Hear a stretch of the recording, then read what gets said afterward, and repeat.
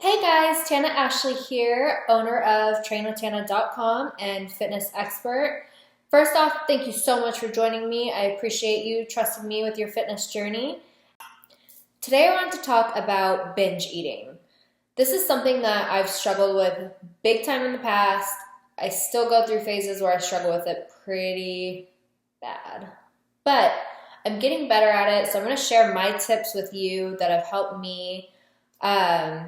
Back a few years ago, I would eat, honestly, like a whole bag of like pizza rolls and then a whole box of like donuts, like usually 8 to 12, and a half a gallon of ice cream.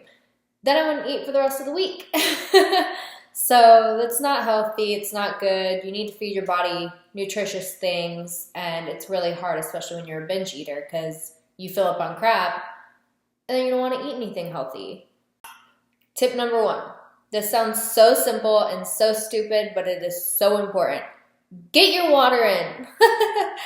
It's seriously so important because when you're not hydrated, you start craving salts and sweets and stuff like that. It's really crazy. But water, water, water. Tip number 2, make sure you get your food in. That's another extremely important thing that people forget. It's insane because we're constantly eating, but we don't ever really think about what we're putting in our body. So make sure that your meals are full of fruits, veggies, whole grains, meats, lean proteins, and beans, all that great stuff. Just don't fill up on crap food because that's going to make you nutrition deprived, which increases more cravings, and that leads to binges. Tip number 3. So just don't even get that junk food in your house. That is one thing that I realized helped me big time is once I actually pulled out all the junk, it wasn't here, so I couldn't eat it. But last week we actually had our family, Kyle's grandparents came over, my parents came over, and my mom brings 2 half a gallons of ice cream, and his grandparents bring 2 cakes. And guess where the leftovers were? Here. Guess what I did the next day? I finished that, and that was a lot of ice cream and a lot of cake. And I felt like crap for 3 days after that. So binging is just super bad. It makes you feel like crap, and then once you feel like crap, you don't feel like working out. So it's a vicious cycle that we just don't even want to go there.